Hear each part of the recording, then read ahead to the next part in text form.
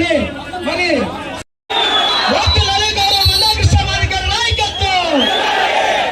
ఈరోజు పెదకూరుపాడులో జరుగుతున్నటువంటి మాదిగల ఆత్మీయ సమావేశానికి ముఖ్య అతిథులుగా విచ్చేసినటువంటి మాదిగల మహాత్ముడు మాన్యశ్రీ మందకృష్ణ మాదిగన్న గారికి, మరో ముఖ్య అతిథిగా విచ్చేసినటువంటి పెదకూరుపాడు నియోజకవర్గ ఉమ్మడి అభ్యర్థి భాష్యం ప్రవీణ్ కుమార్ గారికి, నర్సరావుపేట పార్లమెంట్ ఉమ్మడి అభ్యర్థిగా ముఖ్య అతిథిగా విచ్చేసినటువంటి ఈ వైసీపీలో ఉన్నటువంటి జగన్మోహన్ రెడ్డి గారి వైసీపీ పార్టీ తరఫున పోటీ చేస్తున్నటువంటి నంబూరు శంకర్రావు కానీ వాళ్ళు మాదిగ పక్షపాతులు కాదు.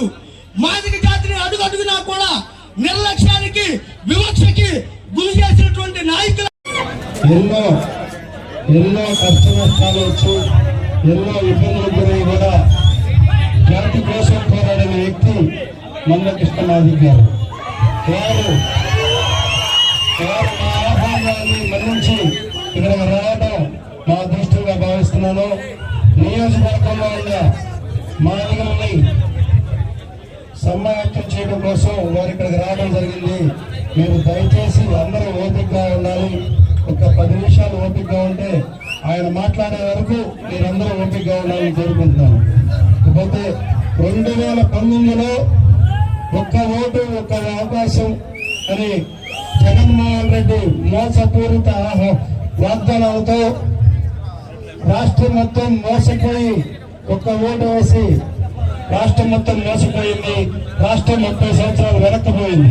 పిల్లలు కూడా దయాదర్శనమైన పరిస్థితుల్లో ఈ నంబూరు శంకర్రావు తన రాజ్యంగా భావించాడు. 11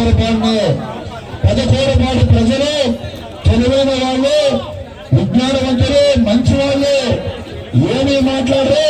వారి యొక్క నిర్ణయాన్ని మే 13వ తేదీ నాడు ఓటు అనే ఆయుధంతో చుట్టుగా ఓడించి ఆయన అహంకారానికి ఆయన ఆరాధించి ఆయన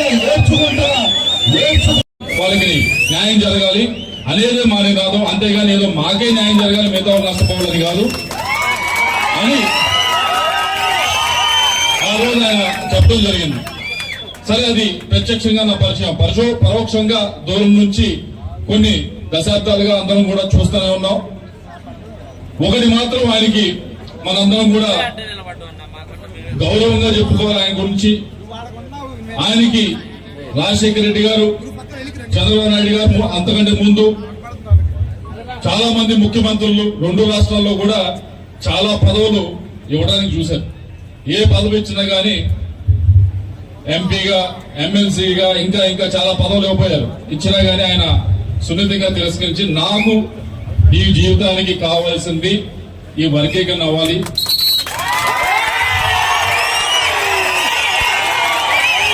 ఎంపీ పదవి తీసుకుంటే నా ఎంపీ పదవి తీసుకుంటే ఆ 5 సంవత్సరాలు కొద్ది గొప్ప చేస్తానేమో, అంతేగాని ఇది చేస్తే ఏదైతే వర్గీకరణ చేస్తే ముందు తరాల వారికి, వచ్చే నెక్స్ట్ జనరేషన్ ముందు తరాల వారికి ఒకటి మనం మంచి చేసినట్లు మనం ఉండిపోతాం.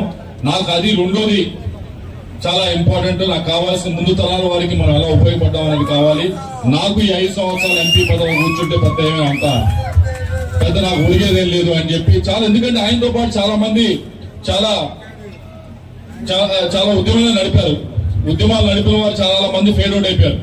ఏదో పదవి తీసుకొని పక్కన సరిపోవటం, లేకపోతే ఇంకింతేలే చాలే అని చెప్పి పక్క వెళ్ళిపోవడం. కానీ మందకృష్ణ మాదిగ గారు మాత్రం గడిచిన 30 సంవత్సరాల నుంచి ఉద్యమాన్ని ఉధృతంగా ఉద్యమం పెరుగుతూనే ఉంది కానీ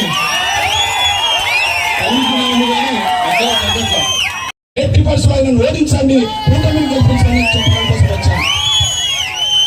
ఇక రెండో విషయం మీ అన్నగా చెప్తున్నా, నేను చంద్రబాబు నాయుడు గారి పట్ల నాకు ఎనలేని గౌరవం ఉన్నది. చంద్రబాబు నాయుడు గారు ఇచ్చిన పదవులు తీసుకొని కాదు ఆయన గౌరవం పెంచుకున్నది, తీసుకోలే. చంద్రబాబు నాయుడు గారి పట్ల నాకు ఎనలేని గౌరవం ఉన్నది. ఆయన ఇచ్చిన పదవులు తీసుకోవడం ద్వారా కాదు ఆయన గౌరవించేది. కానీ ఎంఆర్పీఎస్ ఉద్యమం మొదలుపెట్టిన కొత్తలో గౌరవ చంద్రబాబు నాయుడు గారే ముఖ్యమంత్రి. ఎంఆర్పీఎస్ ఉద్యమం మొదలుపెట్టిన కొత్తలో గౌరవ శాస్త్రాన్ని అతలాకుతలం చేసే ఉద్యమాలు కూడా చేశాం.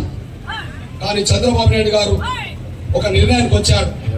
నిజమే కదా, మాదిగలకు అన్యాయం జరిగింది. కృష్ణమాది గారు బలమైన ఉద్యమం నిర్మించాడు. ఈ సమయంలో వాళ్ళకు న్యాయం చేయాలని చెప్పి చంద్రబాబు నాయుడు గారు ఒక నిర్ణయం తీసుకొని ఎస్సీ వర్గీకరణకు అనుగుణంగా నేనుంటే కృష్ణ, మీకు న్యాయం చేస్తే కృష్ణ అని చెప్పి ఒక మాట ఇచ్చాడు. ఇప్పుడు ఎస్సీ వర్గీకరణ చేస్తే కృష్ణ, ఆంధ్రప్రదేశ్ అమలు చేస్తే కృష్ణ అని చెప్పి ఇప్పుడిట్లా మద్దతు ఇచ్చాడు. ఆ వర్గీకరణ అన్నాడు. ఆనాడు 98లో కూడా ఎస్సీ వర్గీకరణకు అనుగుణంగా మాట్లాడిన చంద్రబాబు నాయుడు గారు నాకు 10 రూపాయలకు ప్రయత్నం చేసిండు కానీ నేను తీసుకోలేదు. కానీ ఏపీసీ నేను చేస్తా అంటాను కృష్ణ, మరి నువ్వు నాకు సాయం చేయవచ్చు కదా అన్నాడు, నాకు మద్దతు ఇవ్వచ్చు కదా అన్నాడు. ఇగో మీ బిడ్డగా మీ అన్నగా ఇప్పుడు మద్దతే కాదు, 98లో కూడా చంద్రబాబు నాయుడు గారికి మద్దతు ఇచ్చాం. ఇది డోర్ స్టిక్కర్ అనేసి కూడా మీరు మర్చిపోతాం సాయం కోరుతున్నాం. మిత్రుని గెలిపిద్దాం, శత్రువుని ఓడిద్దాం. ప్రస్తుత పార్లమెంట్ ఎన్నికల్లో తెలుగుదేశాన్ని గెలిపిద్దాం, మన హక్కుల కోసం నిలుద్దామని చెప్పి ఇది డోర్ స్టిక్కర్ అనేసి కూడా మీరు మర్చిపోతాం సాయం కోరుతున్నాం. అంటే 98లోనే చంద్రబాబు నాయుడు గారికి మనం మద్దతు ఇచ్చాము. చంద్రబాబు నాయుడు గారు కొంత జాప్యం చేస్తున్న సమయంలో మనం ఎదుర్కొన్నాము. అంతిమంగా చంద్రబాబు